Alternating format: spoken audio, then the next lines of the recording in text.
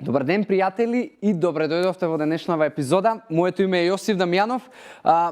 Изборувам денеска за тема која што многу ќе ми им помогне и ќе ги засегне луѓето кои што се борат можеби со проблеми во спиење, несоница, не можат да воспостават некој цврст сон, имаат чести интервали на будење или тешко заспиваат, и се инспирирав од еден разговор со моја пријателка која што го има овој проблем, а има многу добар пријател кој што исто така го има овој проблем, и решив да позборувам по оваа тема, односно да нафрлам неколку природни стимуланси и помагачи кои што можеби ќе ви помогнат да го решите овој проблем. Несоницата и проблемите со заспивање или можеби многу лесното будење во текот на ноќта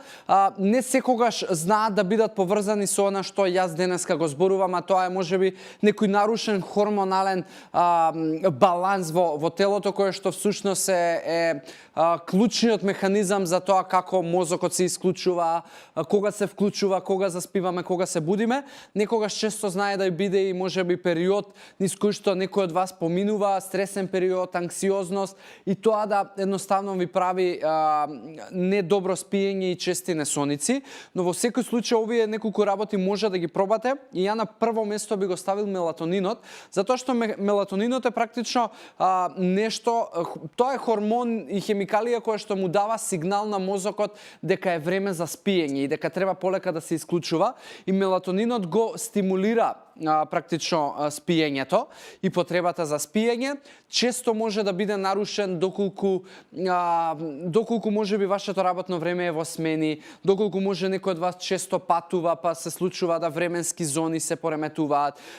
Многу често исто така се пореметува доколку не воспоставите некаков ред во животот, да знаете кога најчесто заспивате и да знаете кога најчесто се будите, доколку можеби денеска ќе заспиете у 10, утре ќе заспиете во 2, па ќе се разбудите во 6 сабајле, или па ќе заспиете во 10 сабајле, па ќе се разбудите, ќе заспиете во 10 навечер, па ќе се разбудите 9 на сабајле. Значи, такви пореметени циклуси кои што сами на себе си ги наметнувате, исто така предизвикуваат да се наруши тој хормонален баланс и да едноставно телото не знае да ги изгуби тие сигнални механизми, да не ги ракува како што треба. Затоа мелатонинот како на прво место би го ставили. Постојат додатоци во исхрана кои што може да ги користите, и како долгорочен концепт мислам дека и не е најдобрата опција, но можеби моментално додека воспоставите некаков ред и континуитет, мелатонинот може многу да ви помогне. На второ место нешто што би го издвоил е корен од валеријан, и тоа е растение кое што е практично цвет, и она што јас го читав, иако никогаш го немам користено ова, затоа што сум немал реално проблем, ниту па сум имал потреба за да користам нешто такво, но во секој случај коренот од валеријан мислам дека треба да се набере овој период, есено време, и може да го користите како одличен природен додаток во исхрана кој што ќе ви помогне за да си помогнете со спиењето. Трета работа би го издвоил магнезиумот, кој што доколку не го внесувате преку исхраната, би било добро да го внесувате како додаток во исхрана, затоа што па магнезиумот е исто така нешто што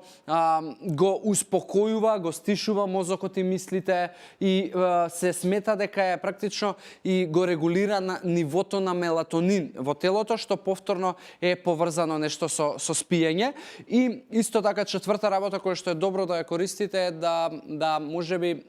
лаванда стане дел од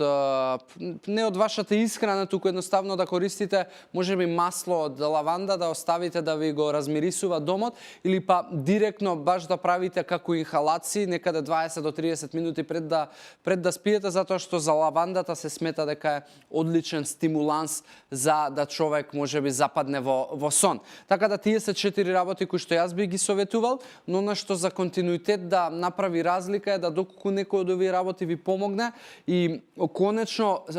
воспоставите некаков континуитет на спиење од 6 до 8 часа, да не заборавите да си го пореметите тој ред и повторно можеби да почнете да легнувате без никаков ред, без некое просечно време кога го правите тоа, да се будите без некое просечно време кога го правите тоа, пак на крај на денот хормоналниот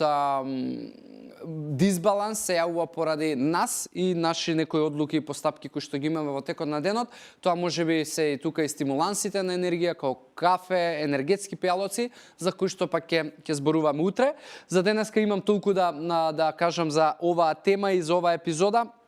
Она што останува е да ви се заблагодарам за вниманието и времето кое што го одвојувате за овие содржини, да ви посакам здрави животни навики и убав ден. Чао, чао!